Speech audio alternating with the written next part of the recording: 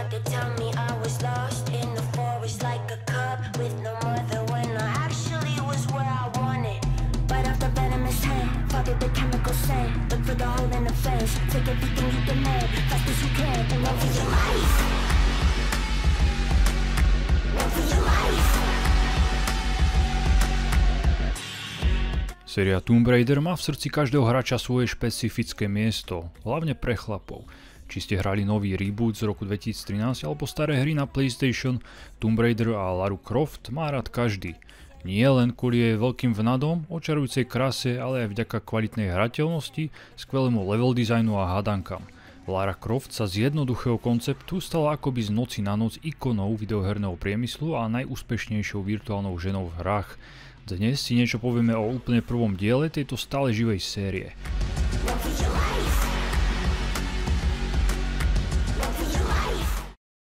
Úplne prvý Tomb Raider vyšiel 25. októbra 1996 pôvodne na Sega Saturn a neskôr sa portoval aj na DOS a PlayStation. A práve PlayStation verzia sa stala najpopulárnejšou, pritom Sony prvé verzie Tomb Raidera odmietalo. V Severnej Amerike vyšla najskôr 14. novembra a v Európe 22. novembra.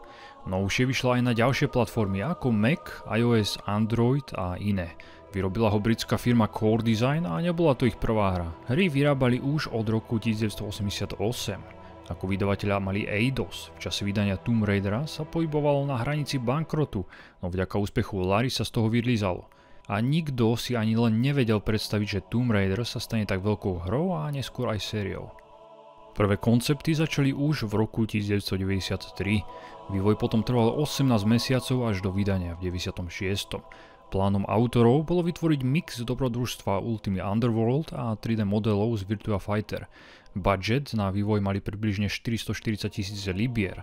V Core Design sa rozhodli, že v hre budú dôležitejšie práve stealth a logické pasáže, takže v tejto úlohe sa pre nich hodila skôr žena než muž. V týme bolo 6 ľudí, no najdôležitejšou postavou bol Toby Gard, tvorca Lara Croft.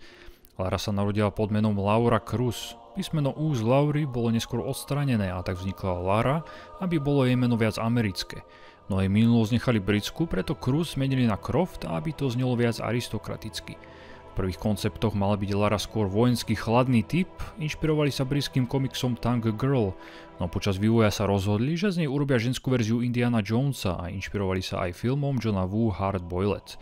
Animácie Lary boli ručne robené, vôbec nepoužívali motion capture. Veľkosť Laryných prs bola skôr náhoda než úmysel. Keď sa Toby Gard hral s nastavovaním modelu Lary, nechcene zväčšil jej hrudník na 150% z pôvodných 100%. Keď chcel chybu napraviť, ostatní vývojári ho videli a povedali mu, že sa im nová veľkosť páči a má ich tak nechať. Okrem toho má Lara veľmi úzky pás a veľký zadok, čo sa chlapom páčilo.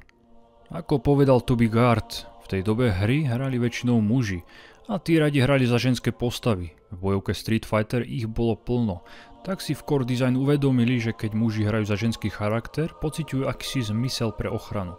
Keď Toby konečne videl Laru v akcii a videl reakcie ostatných hráčov, tak tí ju chceli ochraňovať. Iní ju chceli naopak vidieť zomierať, preto s ňou padali z vysokých miest, nabodávali sa na bodáky alebo sa nechali zožrať levom, pretože mali moc nad životom tejto virtuálnej postavy.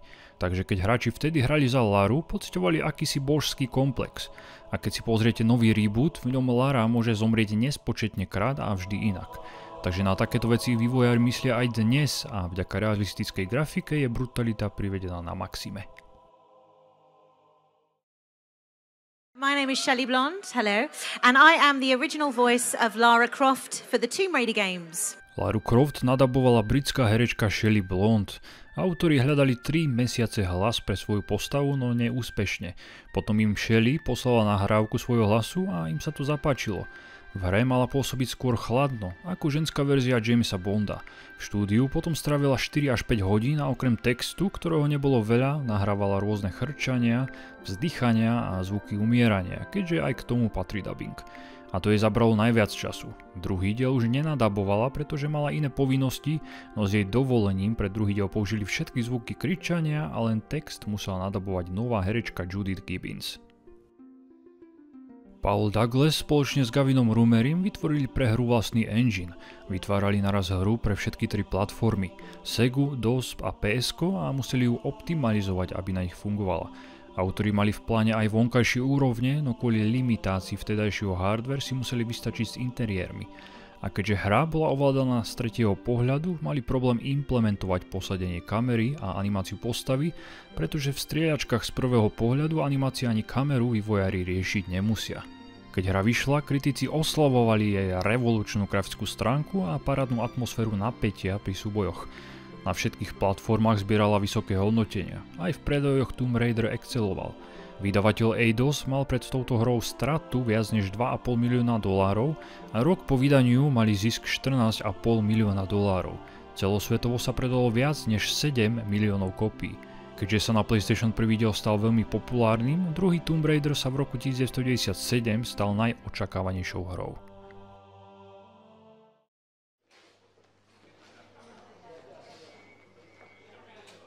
What's a man gotta do to get that kind of attention from you? It's hard to say exactly, but you seem to be doing fine. Well, great. Though truth is, it ain't me that wants you. Oh? No, Miss Jacqueline Natla does, from Natla Technologies. You know, creator of all things bright and beautiful. Seal it, Larson. Ma'am. Príbeh je veľmi jednoduchý. Budete hrať za archeologičku Laru Croft, ktorú najala podnikateľka Natla, aby ste pre ňu našli artefakt, akýsi prívesok Atlantisu. Ten budete hľadať po častiach v jednotlivých kopkách. Do nich sa dostať bude veľmi náročné, pretože vás čaká množstvo preskakovania, hľadania spínačov a kľúčov. Celá hra je rozdelená do 4 oblastí: Peru, Grécko, Egypt a nakoniec Atlantis. Celá hra obsahuje 15 rozsiahlych a lineárnych levelov, ktoré sú do týchto oblastí rozdelené. Prvé levely v Peru vám zaberú pol hodinu, no neskôr prídu zložitejšie, v ktorých strávite hodinu a viac. Ak sa pýtate, akú verziu som hral, zo začiatku som skúšal verziu pre PlayStation, pretože som mohol hrať na gamepade a bolo by to tak pohodlnejšie. No vadila mi rozmazanosť celej hry, pretože sa poriadne nedalo rozoznať, kde môže Lara skočiť a nevideli ste do diaľky. Vedel som, že vyšiel nejaký HD fix na DOSovú verziu, ktorý z nej robí hru na Windows. A táto verzia vďaka HD textúram a vyššiemu rozlíšeniu je výborná a odporúčam ju. Síce bolo trochu zložitejšie ju spustiť, pretože mám verziu zo Steamu, no pri inštalácii HD textúr mi to písalo, že je to GOG verzia. Že by Steam ukradol nastavenie, ktoré používa GOG? Každopádne, výsledok môžete vidieť v tejto recenzii, ako hra vypadá. Dajú sa vybrať aj iné textúry, keďže ich vytvorilo viac ľudí. Ja som hral odborca menom John Capon. Tomb Raider sa hrá ako princ Perzie len v 3D. V jednom leveli v Grécku je dokonca podobná sekacia pasca ako v Princovi a v poslednej lokácii v Atlantise stretnete svojho dvojníka. Vyzerá ako E.T. Môžete sa napichnúť na bodáky, môžete ísť pomaly k okraju vďaka citlivému ovládaniu a v skoku sa chytiť okraja alebo keď padáte. Ovládanie je jednoduché a intuitívne, vytvorené tak, aby sa ľahko hralo aj nehráčovi. Ešte pred samotným príbehom môžete navštíviť domov Lary, kde sa naučíte základné ovládanie, skákanie, lezenie a pozriete si, kde Lara býva. A je to super, pretože tento je barák a to, že vás sama hlasom prevedie po svojom dome, zvyšuje na uveriteľnosti celej postavy. The main hall. Sorry about the crates. I'm having some things put into storage and the delivery people haven't been yet. Level design mi prišiel geniálny. Levely sú síce lineárne, no ponúkajú veľký priestor na prieskum. V takmer každej miestnosti vás čaká nejaká forma pasce, takže si nepretržite ukladajte hru. Ak hráte PC verziu samozrejme, pretože v PlayStation verzii ste si ju mohli uložiť len vtedy, keď ste zobrali modrý kryštál. A to hráči kritizovali najviac. Čo sa týka pasci, najčastejšie na vás vyskočí odniekiaľ nepriateľ, preto sa oplatí byť stále v strehu. Alebo na vás vystrelí zo steny šipka, to sa stane hneď na začiatku po prvých krokoch. Alebo vás môže prevalcovať obrý balvan ako z filmu Indiana Jonesa. Alebo jednoducho spadnete z výšky po neúspešnom skoku a dolámete si kosti. Potom po leveloch môžete nájsť tajné miestnosti. Tie nie je až také ťažké nájsť, na druhú stranu neobsahujú až tak potrebné veci, bez ktorých by ste nezvládli dohrať hru. Obťažnosť je len jedna po celú hru a na konci som mal veľmi veľa nevyužitých lekárničiek a ešte viac munície, pretože v tajných miestnostiach môžete nájsť len lekárničky alebo náboje. Za tú snahu dostať sa horko ťažko niekam mi to prišlo málo. Žiadne artefakty ani collectibles ako v novších Tomb Raiderovkách tu nezbierate. Málo mi prišlo aj zbraní. Máte tu základné pištole s neobmedzenou muníciou, ktoré strieľajú bez nabíjania, potom brokovnicu, na ktorú som mal väčšine málo nábojov, dvojicu magnum pištolí, ktoré sú dvakrát silnejšie než základné pištole a nakoniec malé uziny. To je všetko. Pritom budete stále niečo zabíjať ako v nejakom FPS-ku. Zo začiatku to budú otravné netopiere, vlci, neskôr prídu obojživelné krokodíly, takže vás budú otravovať aj vo vode, krysy, ktoré tiež vedia plávať, gorily, levy, medvede a dokonca dinosaury. Hneď v 3. leveli si zabijete zo pár velociraptorov a Tyrannosaura Rexa. Fakt, nerobím si srandu.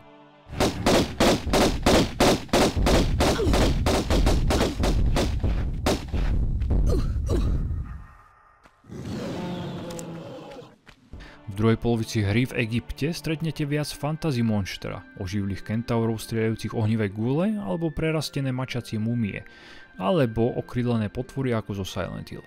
A k tomu všetkému tieto monštra vybuchujú. Minibossov si tiež užijete, len vo forme ľudí a poskokov podnikateľky Natly. Štvať vás bude hlavne druhý poskok Pierre, ktorý sa vždy z času na čas ukáže niekde v Grécku a začne do vás strieľať. Nejde ho zabiť, len odohnať až na konci oblasti. Boj je tiež veľmi intuitívny. Keď s Larou vytiahnete zbrane a v jej dohľade sa objaví nepriateľ, automaticky na ňoho zameria pozornosť a namierí zbrane.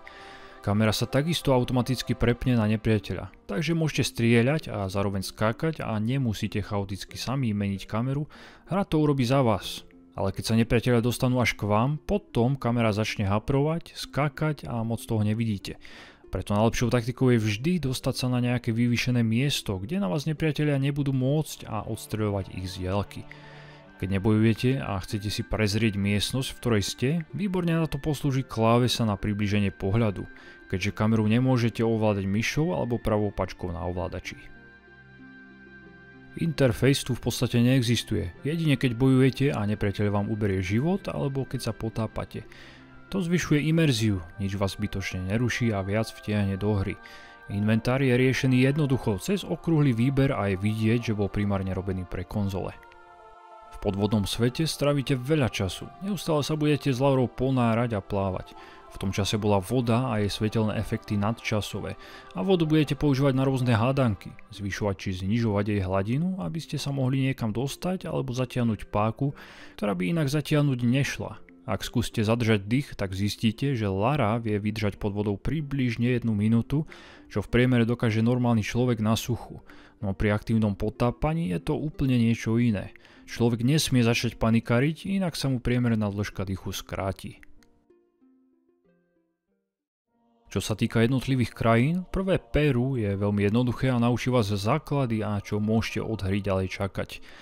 Grécko je najrozsiahlejšie z celej hry, občas ma levely bavili a občas nie. Zo zapamätateľných vecí spomeniem napríklad Thorové kladivo, ktoré vás môže rozdrviť, či vám na hlavu spadne Damoklov meč, ak sa budete príliš ponáhľať. V Koloseu si zabojujete s levmi a gorilami a Lare bude jedno, či je nejaký druh ohrozený, pretože je ohrozená ona, preto zabije všetko, čo sa pohne. V Midasovom paláci sa môže celá premeniť na zlato, bude to mať ale háčik, nebude sa môcť pohybovať. Ale aspoň si môže narobiť zlaté tehličky. Zaujímavý je level cisterna, v ktorom musíte zvyšovať hladinu vody. Tretia oblasť Egyptu konečne po dlhom Grécku prinesie zmenu prostredia. Pekný žltý piesok a pekné čierne púmy, až pokiaľ s nimi nebudete musieť bojovať. Prvý level je špeciálny v tom zmysle, že sa do neho po druhom leveli vrátite. Musíte totiž nájsť 4 artefakty, s ktorými si otvoríte veľkú bránu. Posledná oblasť je úplne rozdielna. Nachádzate sa v baniach a nebudete mať žiadne zbrane, len zo pár nábojov. To ma naštvalo, že som si pekne zbieral aj v tajných miestnostiach náboje a teraz mi ich autori zobrali. To neznášam. Našťastie mi lekárničky nechali. Tieto posledné levely sú dosť bizarné a doslova demonické. Budete skakať cez hlavu po malých plošinách a odvšadiaľ sa na vás budú valiť kamene. No a potom tu je jeden WTF moment. Príde borec na skateboarde a začne do vás paliť uzinami. Myslím, že to nepotrebuje žiadny komentár.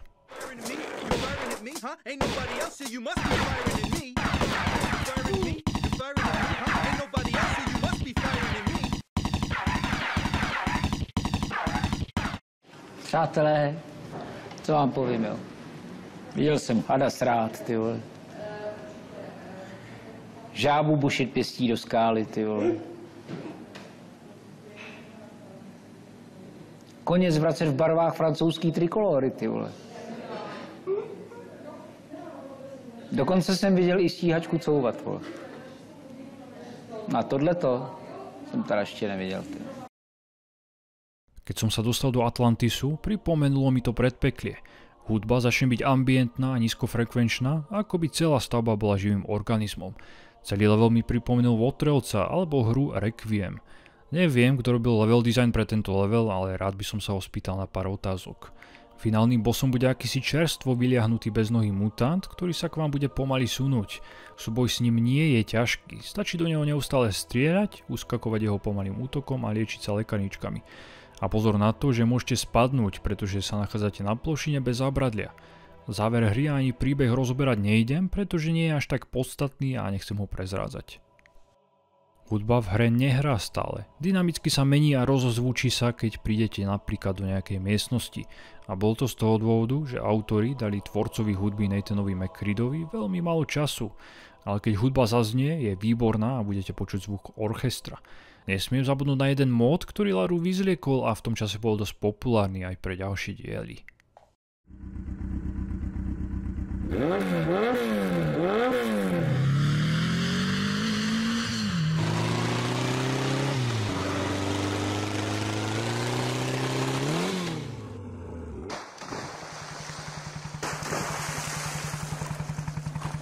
What the heck was that? What?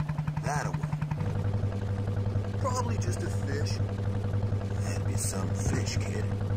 Man, you have got to learn to chill. I'm going back inside. You coming?